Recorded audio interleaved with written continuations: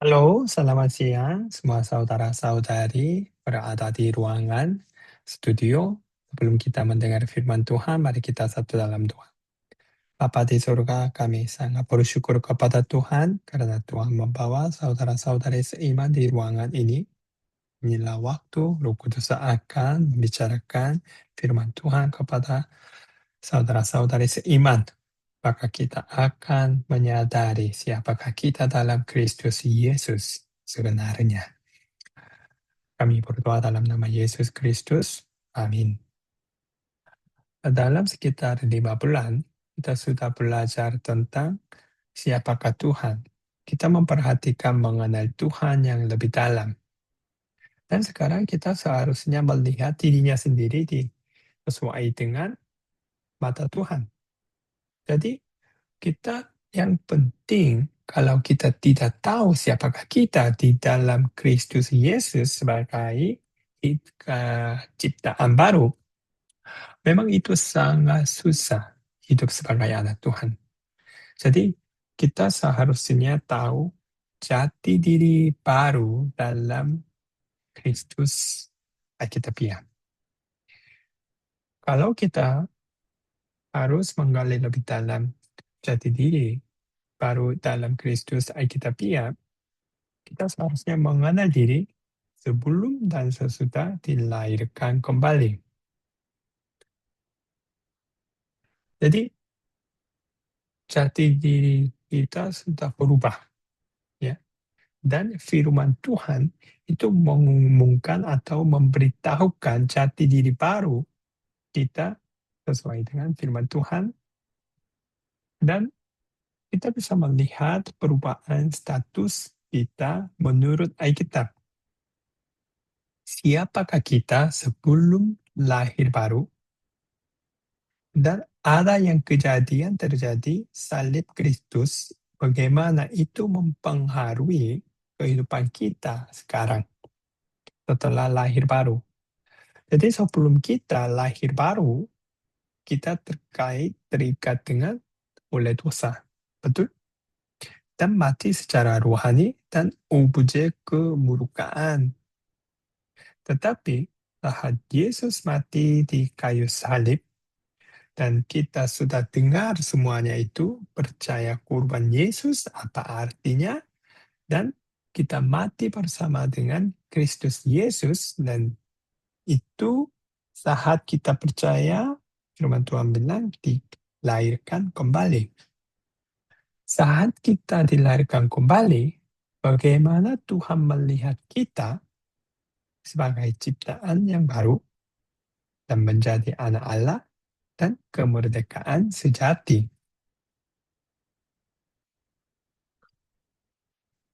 Dan Alkitab menunjukkan siapakah kita masa lalu. Ya.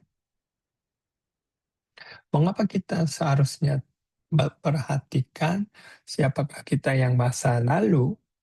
Karena dengan kejadian kayu salib, semua jati diri itu langsung berubah.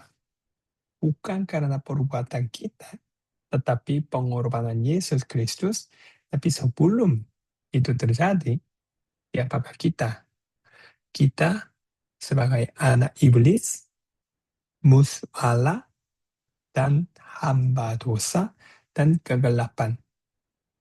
Apakah waktu kalian melihat istilah-istilah ini, apakah kalian merasa enak? Kemungkinan besar, sungguh-sungguh tidak. Betul, firman Tuhan memberitahukan siapakah kita sebelum kita lahir kembali. Anak iblis artinya tunduk total pada kuasa kegelapan. Kedua, musuh Allah terpisah jauh dari kesucian Allah. Hamba dosa selalu dikendalikan keinginan daging. Dan yang keempat, seluruh esensi hidup lama adalah kelam. Kadang-kadang kita harus melihat, memahami istilah dan budaya Alkitab, karena itu sepertinya kunci memahami firman Tuhan yang lebih dalam. Bahasa dan budaya kuno menolong kita memahami isi hati Tuhan secara tepat. Kita harus tahu arti kata asli saat teks Alkitab ditulis. Karena waktu kita menjelaskan tentang siapa jati diri kita di dalam Kristus Yesus, Rasul Paulus menggunakan banyak istilah-istilah bahasa Kekaisaran Romawi. Contoh, waktu ke bahasa Kekaisaran Romawi, apa artinya hamba dan budak? Itu kemilikan penuh, tidak ada hak atas diri sendiri. Tetapi masa sekarang, waktu kita mendengar istilah hamba dan budak, kita tidak bisa mengerti karena tidak ada arti sekarang. Karena waktu kita membuat hubungan, bukan budak atau hamba, tetapi karyawan, ya, atau petugas. Itu hubungan kontrak kerja yang setara. Dan masa lalu, jati diri kita itu apa? Tadi, anak iblis, ya, apakah kalian masih ingat? Musuh Allah, hamba dosa, dan kegelapan. Hari ini kita akan memperhatikan anak iblis, dan minggu depan, dan musuh Allah, dan berikut hamba dosa dan kegelapan. Apa artinya anak iblis? Kita anak-anak iblis, dan anak-anak kemurkaan, dan anak-anak kedurhakaan. Ya. Itu bukan dari kata-kata Pak Andrew, tetapi ini dari firman Tuhan 1 Yohanes pasal 3 ayat 10 baru bunyi begini, setiap orang yang tidak berbuat kebenaran tidak berasal dari Allah. Benar-benar anak-anak iblis. Dan nanti kita akan melihat sebagai anak-anak iblis bagaimana kehidupan kita yang dulu. Dan anak-anak kemurkaan.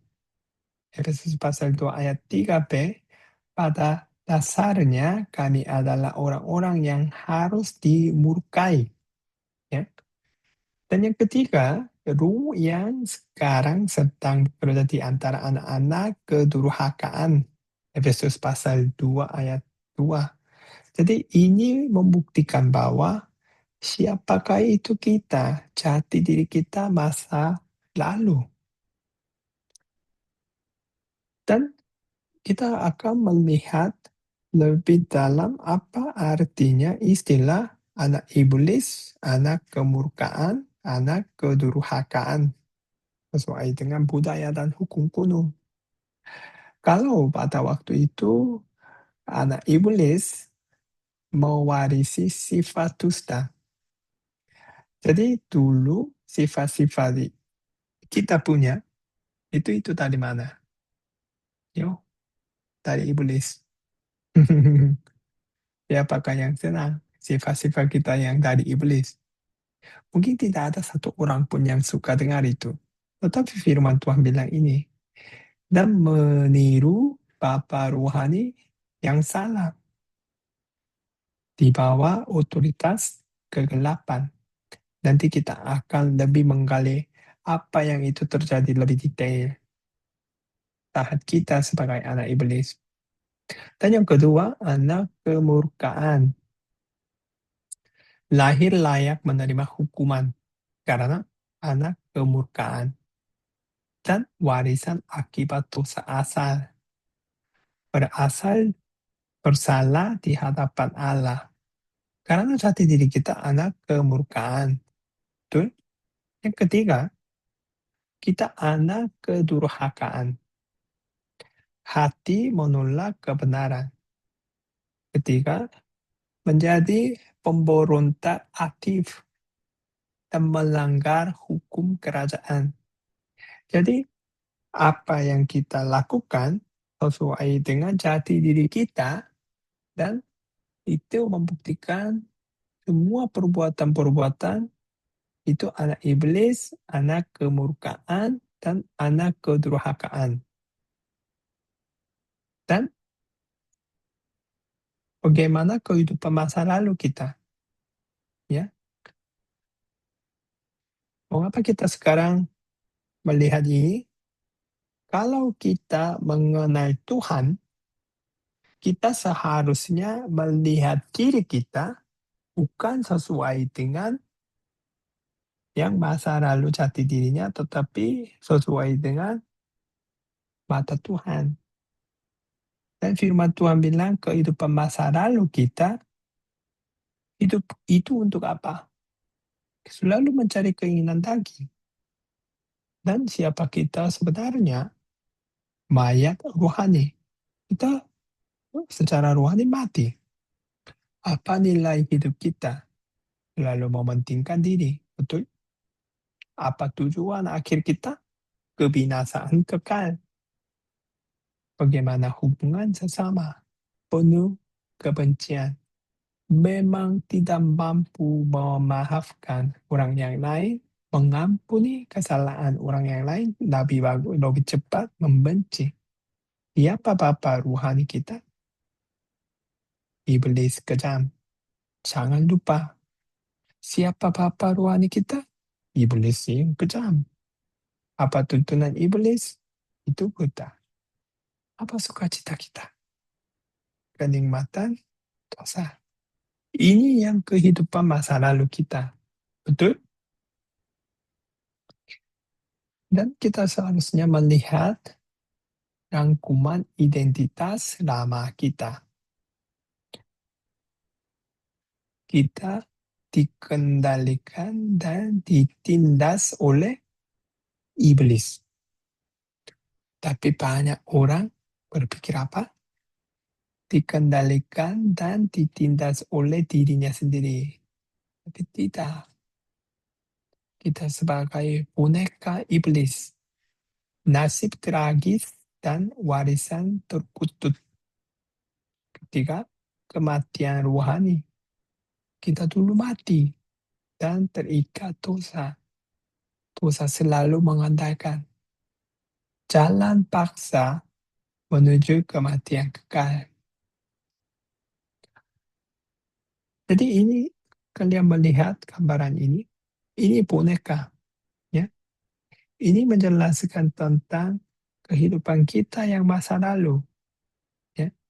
Iblis bekerja di belakang layar, merusak jiwa dengan tipu daya dan mengendalikan pikiran manusia seperti boneka tali. Itu jati diri yang dulu kita, ya. Tidak ada kebebasan. Itu berarti buta, ya, dosa. Pertanyaan kita bisa gunakan untuk renungan. Sadarlah bagaimana iblis menipu dan mengendalikan hidup Anda selama ini. Ini jati diri dulu. Dan yang kedua, nasib tragis dan warisan terkutut. Kita bisa melihat kita otomatis masuk dalam keluarga rohani iblis sejak lahir. Saya mau tanya, saudara-saudari seiman, siapa yang suka anggota keluarga iblis?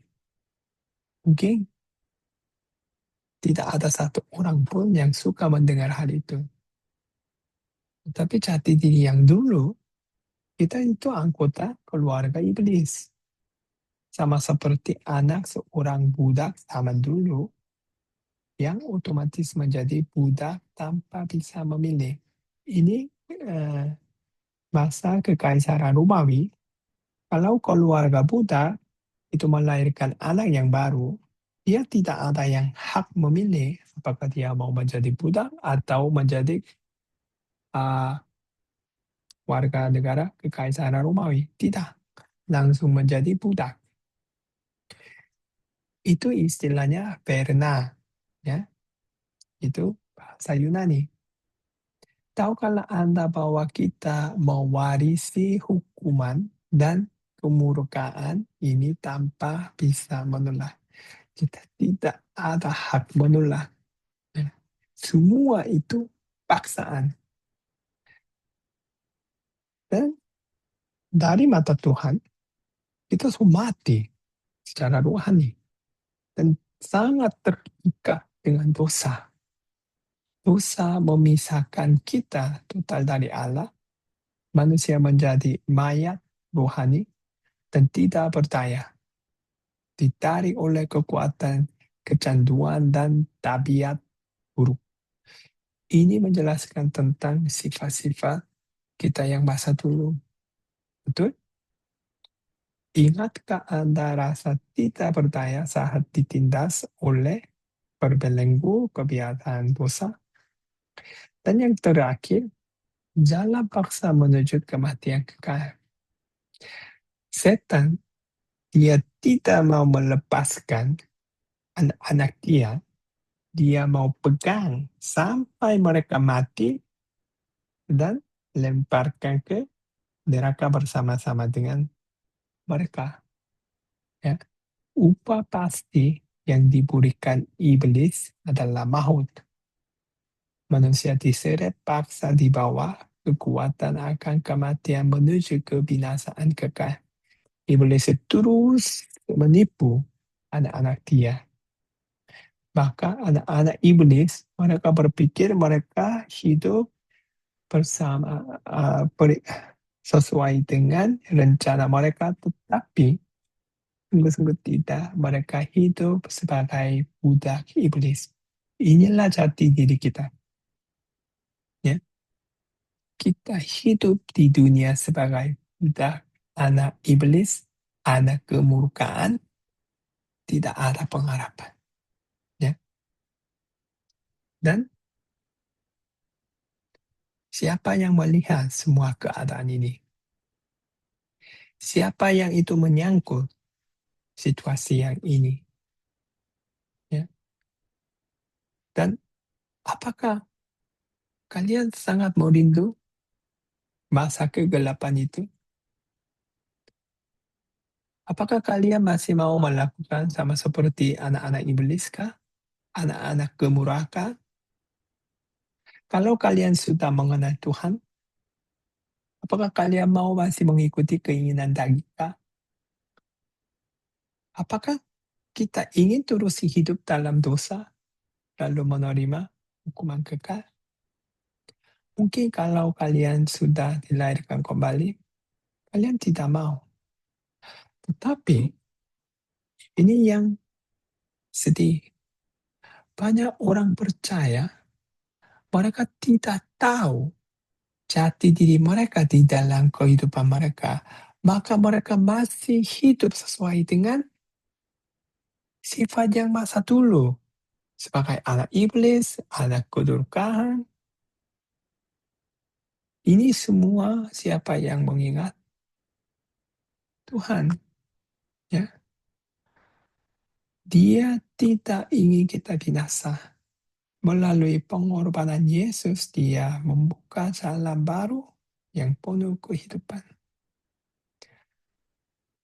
Lihat, kita sebagai budak tidak mampu melepaskan dirinya sendiri dari kekuasaan itu iblis. Ya,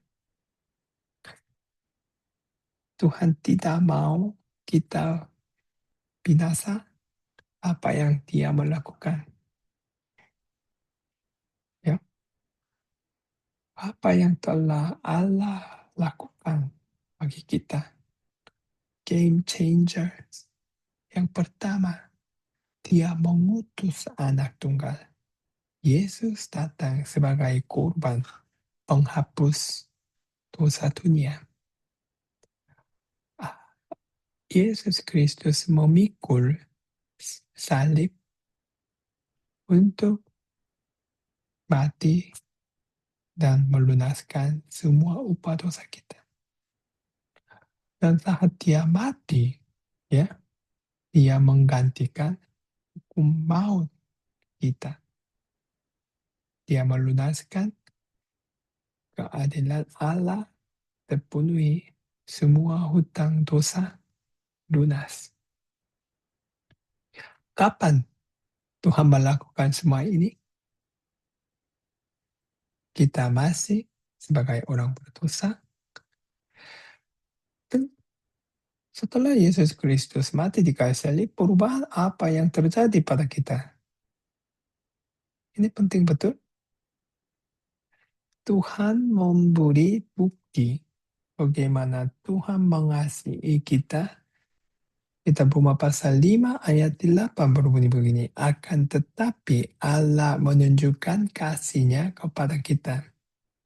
Oleh karena Kristus telah mati untuk kita ketika kita masih berdosa. Amin. Ya. Jadi sekarang kita telah melihat, merasakan, dan percaya kepada kasih Allah yang nyata di salib. Sekarang Kristus hidup dalam kita dan salib menjadi bukti abadi kasih-Nya. Jadi lihat tadi, sebelum kita lahir kembali, ya, kita disebut sebagai anak iblis. Betul? Ada 4, ya. Ada anak iblis, ya. Ada anak musuh, hamba dosa, dan kegelapan. Ya. Dan sekarang ini telah dibebaskan. Firman Tuhan mengumumkan melalui Alkitab, kita merdeka total. Bukan lagi anak iblis, bukan lagi objek kemurkaan, bukan lagi orang durhaka. Status kita resmi diubah oleh kuasa salib Yesus Kristus. Saya mau tanya, saudara-saudari, saat kalian mengakui, kalian percaya pengorbanan Yesus Kristus, semua hutbah dosa kalian sudah dilunaskan oleh darah domba Allah, saat Tuhan melihat kalian, apakah kalian masih orang berdosa? Tidak. Jati diri kalian sudah berubah. Kalau kalian masih bilang dirinya sendiri orang berdosa, kalian akan melakukan seperti orang berdosa. Tetapi kalau kalian sadar bahwa jati diri kalian sudah berubah sebagai anak Tuhan, dan semua jati diri yang ditulis di dalam firman Tuhan, kalau kalian sudah tahu kalian akan hidup sebagai anak Tuhan, ya, dan kalian akan menikmati jati diri yang baru di dalam Kristus Yesus. Itulah yang manfaat saat kalian tahu siapakah yang kalian di dalam Yesus Kristus. Ya. Kalau kalian waktu berdoa selalu bilang, mohon maaf, ampuni saya sebagai orang berdosa, ini memang bagaimana ini? Ya. Tuhan sudah memberi hak istimewa kepada kita, tetapi kalau kalian selalu bilang, saya orang berdosa, aneh. Dan Yesus Kristus, waktu dia bilang, bagaimana kita bisa masuk ke surga, ya, lalu bilang, seharusnya dilahirkan kembali. Yesus Kristus bukan bilang menyelamatkan kita dari hukum yang kekal saja. Tidak. Lahir baru bukan sekadar selamat dari hukuman, melainkan perubahan identitas total menjadi keluarga Allah. Tadi keluarga iblis, sekarang keluarga Allah. Caranya lahir kembali. Perubahan jati dirinya total berubah. Ya. Jadi sekarang kita ada hak sebagai anak. Ya. Luar biasa. 1 Yohanes pasal 12 ayat 13. Kita diadopsi resmi menjadi anak-anak yang lahir dari Allah, maka kita sekarang mempunyai hak istimewa sebagai anak. Yang kedua, hidup yang baru, hidup yang benar. Dulu hidup mati di mata Tuhan, tetapi sekarang kita ada hidup. Dan Dulu kita tidak mampu melakukan kebenaran, tetapi sekarang karena ada yang hidup yang benar di dalam hati kita, mampu melakukan kebenaran karena memiliki sifat Allah. Bagaimana kita bisa berhidup sebagai anak Allah? Bukan karena kemampuan kita, tetapi karena jati diri kita sudah berubah sebagai hidup yang benar. Kita bisa lahir, kita bisa hidup. Dan kasih sejati ada di dalam hati kita. Bisa saling mengasihi karena kasih itu berasal dari Allah. Tadi, sebagai anak iblis, kita tidak ada kasih. Lalu ada kebencian di dalam hati. Tapi sekarang, kita menjadi anak Tuhan, itu diberikan oleh Tuhan. Bukan kita berusaha. Kasih sejati ada di dalam hati kita, maka kita bisa mengasihi orang-orang yang lain. Tiga perubahan itu yang identitas terbesar kita. Yang pertama, kuasa. Semua kuasa kita itu dari mana? Dari Allah. Karena kita sudah menjadi anak Allah. Ya. Yohanes pasal 1 ayat 12 berbunyi itu. Status siapakah yang kita? Jati dirinya kita ahli waris kerajaan surga. Memang itu luar biasa. Kita Roma pasal 8 ayat 17. Dan sekarang hubungan dengan Tuhan apakah aman atau tidak? Aman. Karena siapakah yang tinggal di dalam hati kita? Roh Kudus. Roh Kudus, dia selalu membimbing kita. Dia akan membawa hidup jalan yang baru saat kita mengandaikan diri, mengandaikan Roh Kudus. Tuhan meletakkan Roh Kudus di dalam hati kita. Jadi kita bisa membandingkan tadi, ya, kita sebagai anak iblis, betul? Anak iblis apa artinya? Ya, anak iblis dan anak selu. Tetapi sekarang semua berubah. Ya, inilah yang jati diri baru. Dan nanti minggu depan kita akan melihat bagaimana cara hidup sebagai anak Allah sesuai dengan firman-Nya. Terima kasih, inilah firman Tuhan, dan kita akan ambil waktu sharing.